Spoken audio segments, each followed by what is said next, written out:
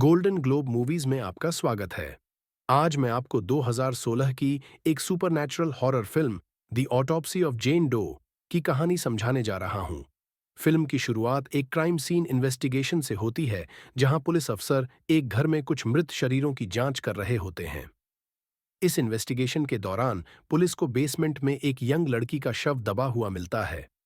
सबसे चौंकाने वाली बात ये थी, जितने भी शव पुलिस को वहां मिले, उन सबके शरीर पर गहरे निशान थे और सभी का उस घर से कोई ना कोई कनेक्शन था।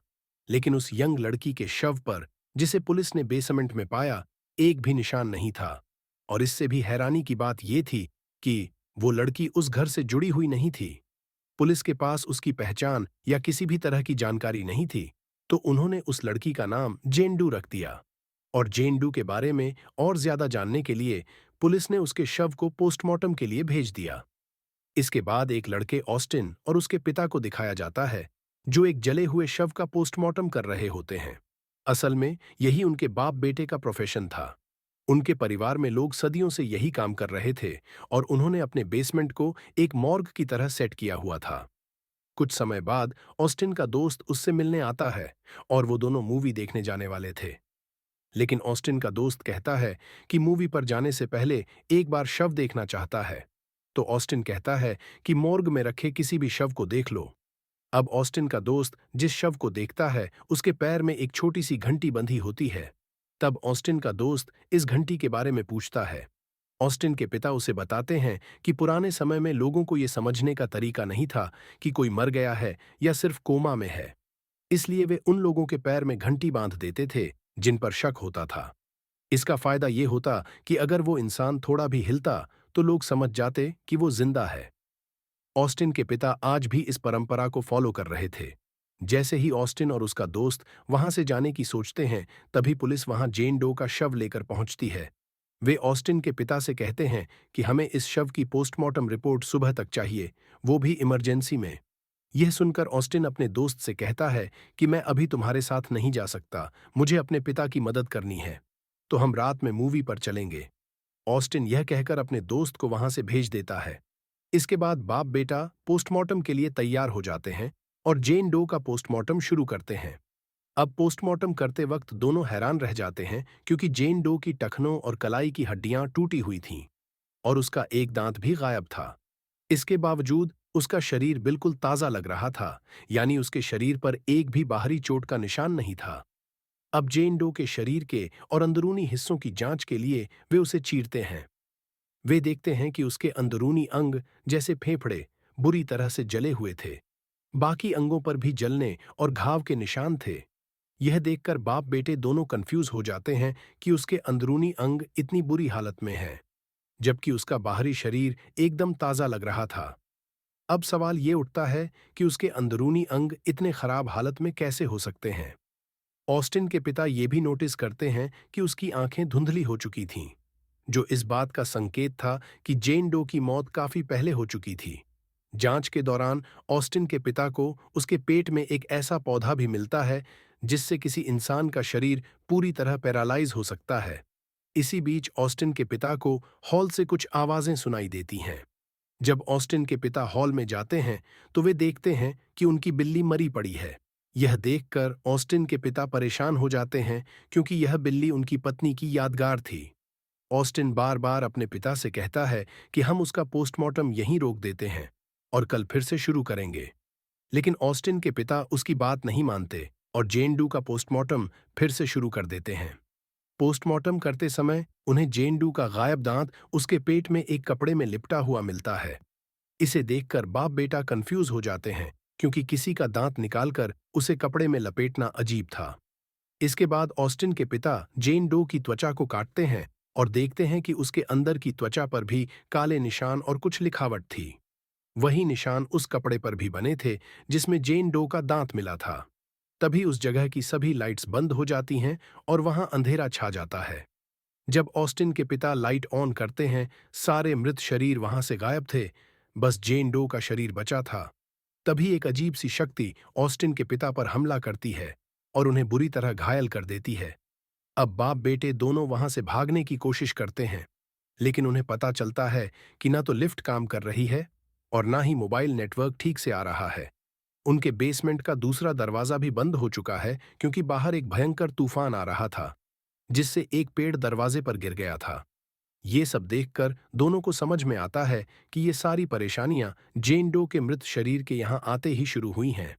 साफ था कि सारी समस्या जेन डो के शरीर में ही थी, इसलिए वो उसके शरीर को मुर्दा घर में जलाने की कोशिश करते हैं ताकि सब ठीक हो जाए।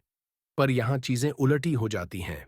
जैसे ही जेन डो के शरीर में आग लगती है, वो पूरे कमरे में फैल जाती है। कमरा धू धू कर जलने लगता है। फिर ऑस्टिन आग बुझाने वाले यंत्र से आग को बुझा देता है। लेकिन आग बुझाने के बाद भी दोनों देखते हैं कि जेन डो का शरीर वैसे का वैसा है, एक भी जलने का निशान नहीं था। ये देखकर वो और डर जाते हैं। तभी उन्हें लिफ्ट चालू होने की आवाज सुनाई देती है, तो दोनों लिफ्ट की ओर दौड़ते हैं। अब लिफ्ट का दरवाजा अटका हुआ था और बंद नहीं हो रहा था। तभी उन्हें घंटी बजने की आवाज सुनाई देती है, वही घंटी जो मृत शरीर के पैरों में बांधी जाती थी। अब ऑस्टिन के पिता घंटी की आवाज सुनकर बहुत डर जाते हैं। घंटी की आवाज का पीछा करते हुए ऑस्टिन के पिता लिफ्ट के बाहर उस दिशा में कुल्हाड़ी फेंकते हैं जहां से आवाज आ रही थी। इससे घंटी की आवाज बंद हो जाती है। जब ऑस्टिन बाहर जाकर चेक करता है तो वो अपनी दोस्त का मृत शरीर पाता है। असल में जो कुल्हाड़ी घंटी की आवाज सुनकर फेंकी गई थी, वो सीधा ऑस्टिन की दोस्त को लगती है और उसकी मौके पर ही मौत हो जाती है। ऑस्टिन ने उसे कहा था कि वो रात के शो में जाएंगे, तो वो उसे वापस लेने आई थी। अपने दोस्त की लाश देखकर ऑस्टिन बहुत दुखी होता है और बहुत रोता है। लेकिन ऑस्टिन के पिता उसे किसी तरह समझाते हैं। फिर वो दोनों फिर से मुर्दा घर की ओर जाते हैं ताकि जेन डो के बारे में और पता लगा सके। इसके बाद ऑस्टिन के पिता जेन डो के दिमाग की कोशिकाओं की जांच करते हैं और उन्हें पता चलता है कि जेन डो की दिमाग की कोशिकाएं अभी भी सक्रिय हैं, जबकि मरने के बाद लोगों की दिमागी कोशिकाएं निष्क्रिय हो जाती हैं। साफ था कि जेन डो का दिमाग अभी भी सक्रिय है। फिर ऑस्टिन के पिता उस कपड़े के टुकड़े की जांच करते हैं जो जेन डो के पेट से मिला था और जिसमें उसका टूटा हुआ दांत था। उसमें कुछ रोमन भाषा में लिखा हुआ था। जांच करने पर पता चलता है कि उस पर 2027, 1693 और 17वीं शताब्दी के बारे में लिखा है।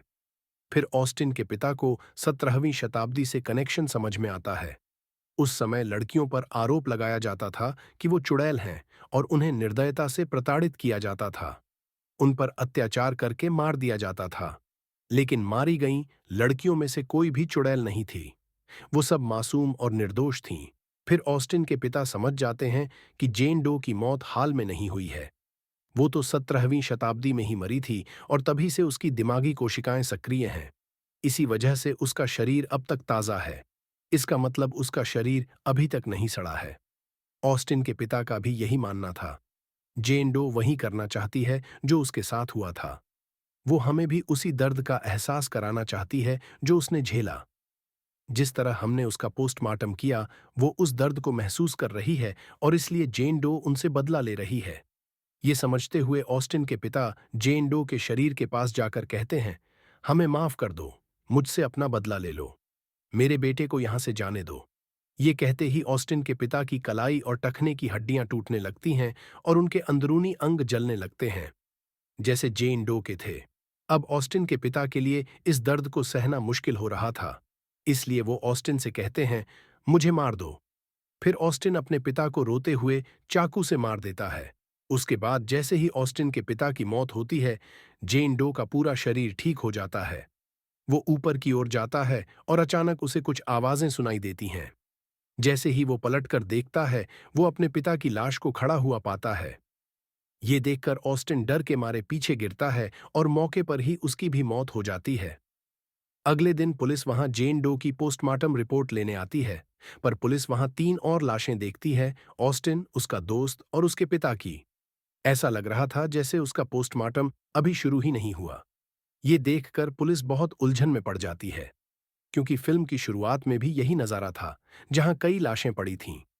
उन सब पर घाव थे, लेकिन जेन डो का शरीर बिल्कुल सही स्थिति में था। पुलिस फिर से जेन डो के मृत शरीर को पोस्टमार्टम के लिए कहीं और भेज देती है। एम्बुलेंस में ले जाते वक्त जेन डो की पैर की उंगली हिलती है और यहीं पर फिल्म खत्म हो जाती है।